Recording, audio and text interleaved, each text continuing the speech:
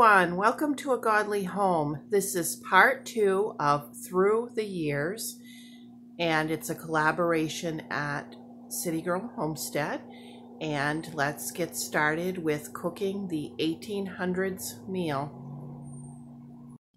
So we will start by cooking the ployes. Now, if you are not familiar with ployes, basically it's a buckwheat crepe. But the buckwheat that's grown in Maine is different from your regular buckwheat. Regular buckwheat, I believe, is black buckwheat, and what they grow in Maine is Japanese buckwheat. So it's got kind of a neon green, neon yellow kind of look to it when it's cooked. This kind of buckwheat is gluten-free if you get just the plain buckwheat flour. And this is heart smart because there's no eggs, no milk, no sugar, no oil. It's very healthy for you. This one is an actual mix, not just the flour. And it is produced by the Bushard family farms, and that family farm has been going on since 1871. Now, you can buy this mix online. You don't have to get it just in Maine. And I will include a recipe for ployes from scratch in case you want to make them from scratch, which I've done before, but I like the mix the best.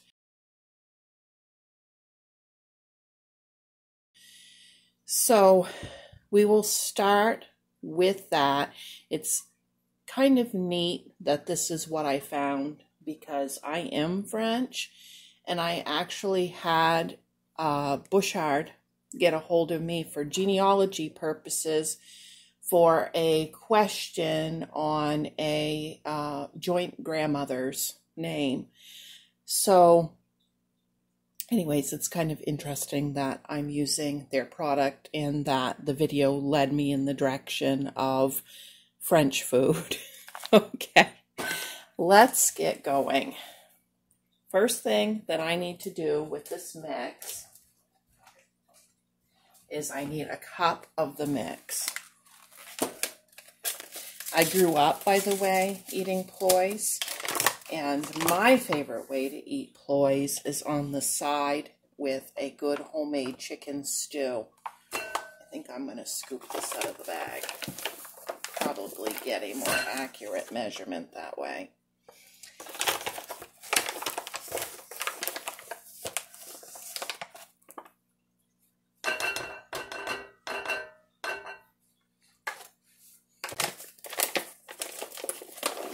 My dad is the one that makes these all the time. Okay, now 1 1/3 cups of water.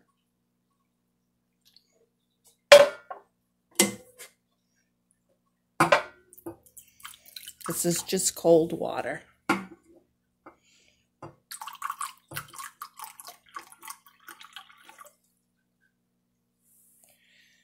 Of course, I can't read the lines on the cup. That makes it interesting. All right.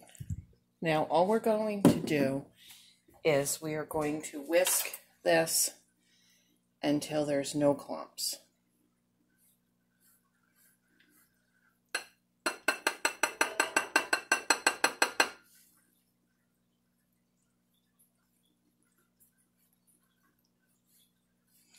And it always bubbles right up like a sourdough. That's the part that always cracks me up. Okay, so once we get that mixed up, it needs to set for 5 minutes. And we need to turn our cast iron ungreased pan on medium-high heat.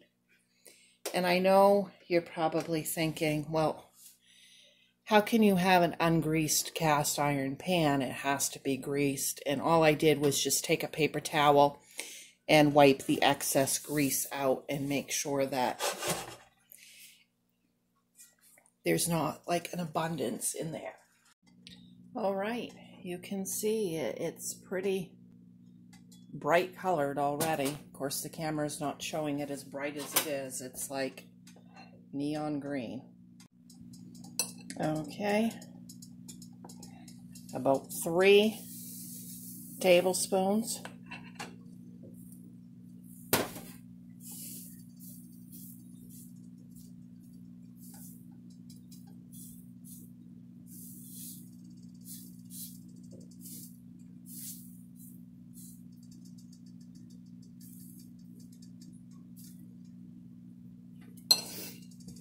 And it cooks on one side.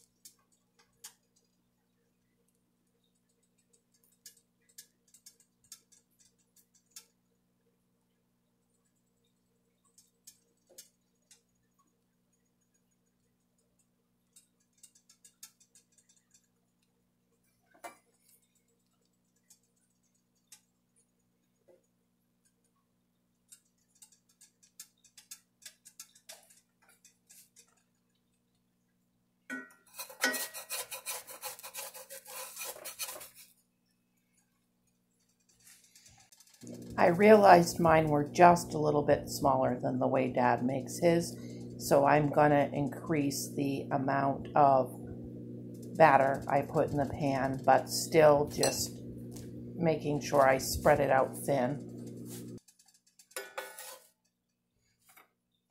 So I dropped a little butter in the pan and I started browning up my ham, just like in the book when they had the ham with their meal. Don't that ham smell good?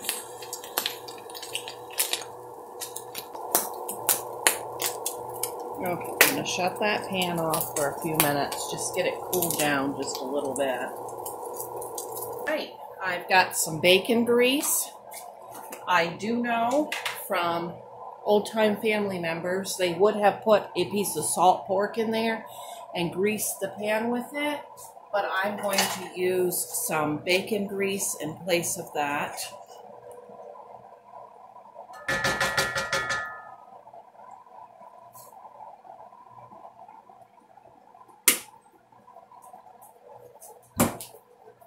All right, let's make some onion hash to go with this. Just gonna peel my potatoes. I'm using a buck knife because I think they probably had mostly, you know, like a hunting knife.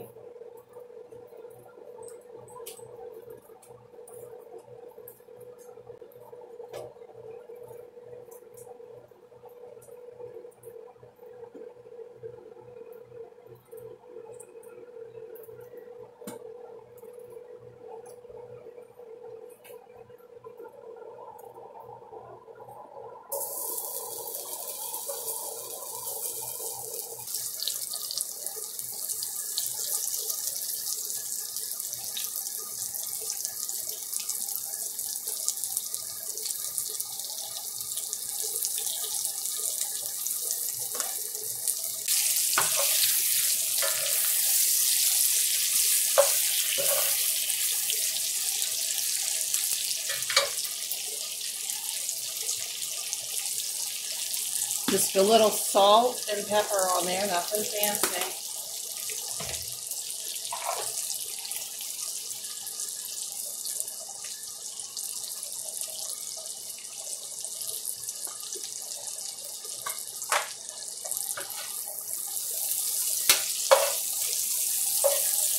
I definitely got enough char going on there, just like if I cooked over the open fire. Okay, now I'm just going to dice the onion up in there.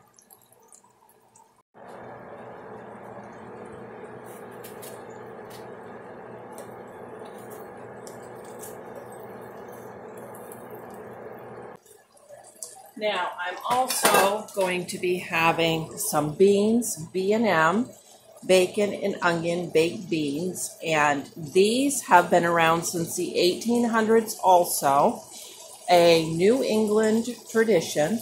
I do make homemade bacon and onion beans, and I use a special kind of dry bean that us Mainers use, and I did a video on that a couple of years ago. It was my birthday and I cooked them. I will link that baked bean video in the description box. When I'm doing baked beans or canned baked beans, I always put a chunk of butter in there. And we know butter was in abundance, and I like to add a little pepper.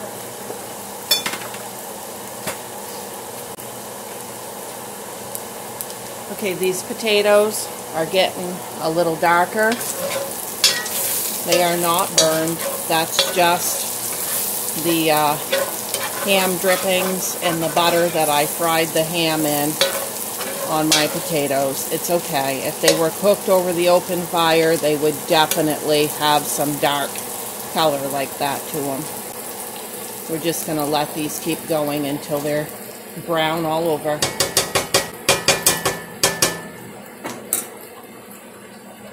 I got my water on back there for my black tea. They would have boiled the tea loose in a kettle, but I don't have any loose tea, so we just do the best we can with what we got.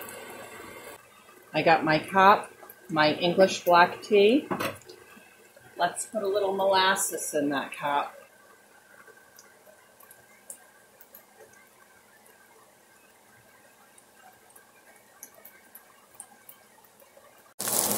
Okay, let me turn the fan off so you can hear me. At this point, I'm getting ready to fry an egg. Well, I don't usually fry an egg in a pan that I've cooked everything else in, but I'm pretty sure they would have. I also don't usually fry an egg over a pan that has been this hot with baking drippings in here. I assume my egg's probably going to stick. But I'm guessing in the 1800s, we didn't get too picky about how our eggs came out of the pan. But I did shut that pan off to let it cool down for a few minutes before I put my egg in there. Let's get this tea poured while that's cooling down. I'll leave the tea bag right in there for a bit so that it's good and strong like they would have had it. I'm anxious to try that tea more than anything. I've had all the rest of the stuff. Okay, let's drop an egg in there and wish for the best.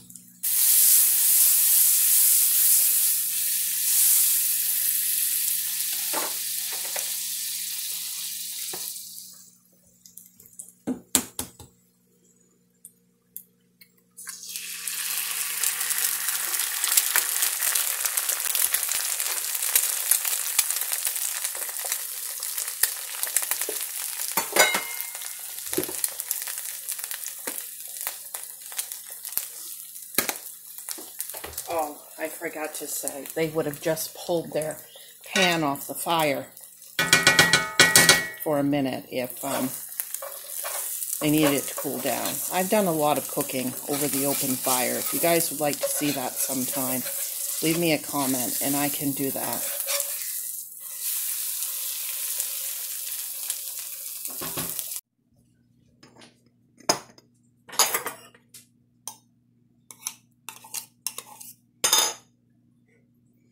Lots of butter on the ploy. I didn't get them perfect because, like I say, my dad's the one that always makes them, but I'm still looking forward to eating it. Okay, maple syrup, which of course they had it. Maple trees everywhere. Load that up. Then I roll it. And you can see that bright color there against the blue plate. Okay, and now I'm going to get my bowl of baked beans. See if I can get set down without bumping the tripod here. All right, let's give it a try. Let's start by seeing if our egg is too overdone. Nope, and it's actually not crusty, even though it looks it. It's just very brown from everything else I've cooked in the pan. You know, brown in color, not overdone. You give that a bite.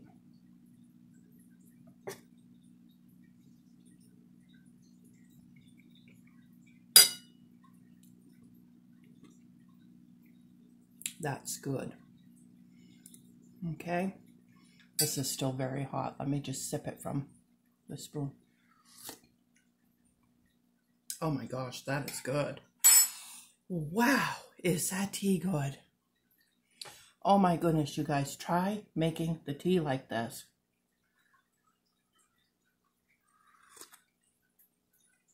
Oh wow. Okay, let's see how the hash tastes. Delicious. Give my ploy a big old bite. I love ploys.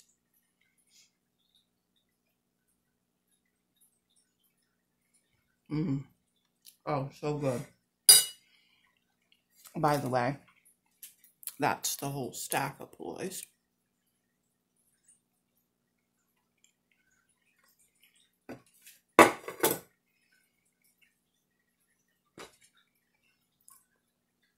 My ham.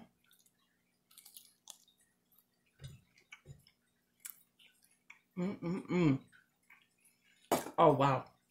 Yummy, yummy, yummy.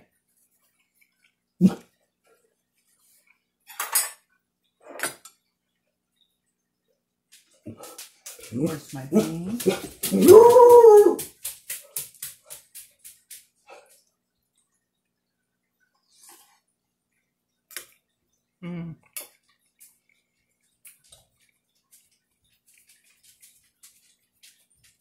Those B&M bacon and onion beans are the closest thing, flavor-wise, to my homemade bean there is, only I use a different kind of dried bean.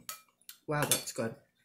All right, guys, don't forget to check out in the playlist, part 1, if you haven't seen it, the collaboration playlist, and my birthday video where I made the baked beans. I will see you in part 3 when I make the desserts. Thanks for watching. Don't forget to like and subscribe. Bye.